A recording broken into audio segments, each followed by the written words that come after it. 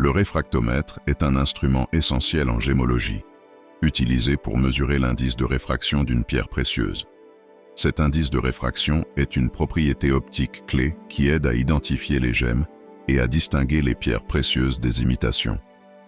Fonctionnement du réfractomètre 1. Principe de la réfraction. Lorsque la lumière traverse un matériau, elle change de direction en fonction de l'indice de réfraction de ce matériau. Le réfractomètre mesure cet effet en déterminant l'angle de la lumière qui sort du gemme. 2. Construction.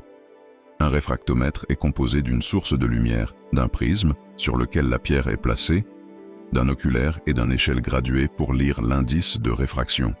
3. Mesure. Lorsque la pierre est placée sur le prisme et qu'une lumière est dirigée dessus, la lumière pénètre dans la pierre, puis sort à un angle différent. L'affichage de l'instrument indique alors l'indice de réfraction de la pierre. Utilisation du réfractomètre 1. Préparation de l'échantillon. Nettoyer la pierre pour enlever toute impureté qui pourrait affecter la mesure. 2. Application de l'échantillon. Placez une petite goutte de liquide de contact, généralement de l'huile spéciale, comme l'huile de réfraction, sur le prisme, puis placez délicatement la pierre sur ce liquide. Cela permet de créer un contact uniforme. 3. Activation de l'appareil. Allumez la lumière du réfractomètre et regardez dans l'oculaire. Vous devriez voir une ligne sombre entre deux parties brillantes. C'est à cet endroit que la mesure de l'indice de réfraction est prise. 4. Lecture de l'indice. Utilisez l'échelle graduée sur l'appareil pour lire l'indice de réfraction. Cette valeur peut être comparée avec des tables de référence pour identifier la pierre. Interprétation des données indice de réfraction commun. Chaque pierre précieuse a un indice de réfraction spécifique.